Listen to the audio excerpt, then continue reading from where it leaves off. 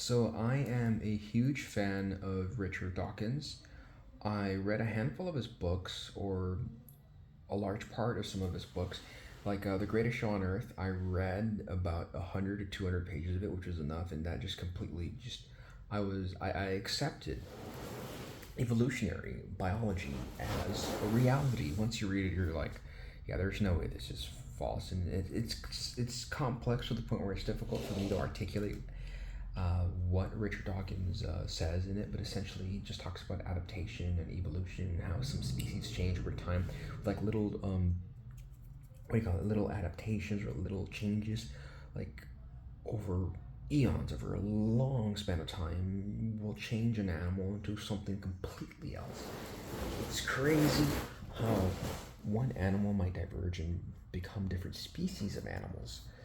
And that was a really interesting book. I also read a large part of his book, The God Delusion, which is like a few hundred pages long. Like I read some of it, and then I read the audiobook. I think I finished the audio version, and I also read this. Well, I listened to the audiobook of this other one, The Magic of Reality. I loved The Magic of Reality. That's gonna go on my children's reading list. I'm definitely gonna like have my children read The Magic of Reality. He explains how across many cultures, people have myths about how the world works around them, and Richard Dawkins pretty much explains the reality that was once explained by myths, and it is a brilliant book. I loved it.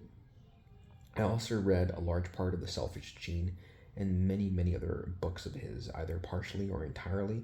And I've listened to hours and hours and hours and hours of lectures and discussions, podcasts with Richard Dawkins.